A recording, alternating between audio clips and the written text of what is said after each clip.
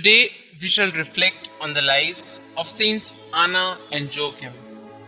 The Gospels give no indication as regards the parents of Our Lady, but the proto-Gospels of James, dating back to the middle of the 2nd century, names them as Anna, which means grace, and Joachim, denoting Yahweh saves, and declares that their daughter Mary was born in answer to fervent prayer after a long childless marriage.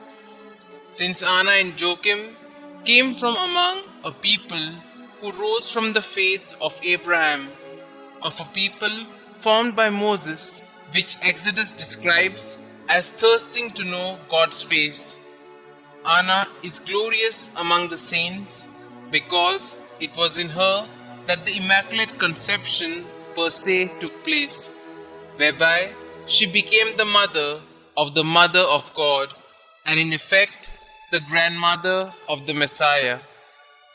St. John Damascus says, "For she who was to be born had to be a firstborn daughter, since she would be the mother of the firstborn of all creation, in whom all things are held together."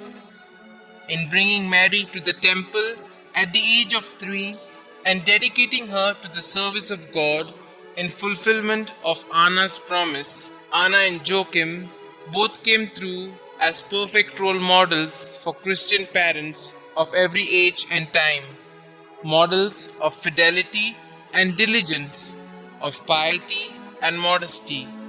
Indeed, this single event itself came to acquire such singular importance in church doctrine that by 1585, Pope Sixtus V had the liturgical feast of the Presentation of the Virgin Mary included in the Western Church calendar.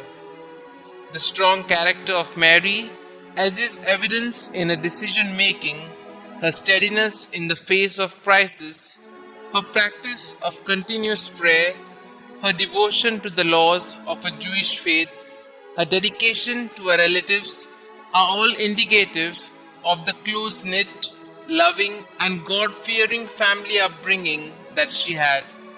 The feasts of Saint Anna and Saint Joachim were each quite ancient in the Eastern Church, but came to be observed universally in the 15th or 16th century.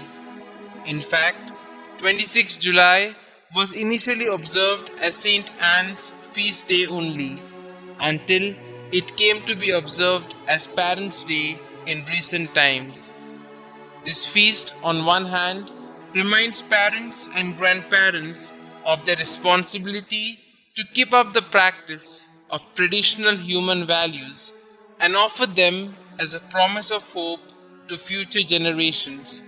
On the other, it reminds the young that the greater perspective of the old, their depth of experience and appreciation of life's profound rhythms are all part of wisdom not to be ignored or even taken for granted.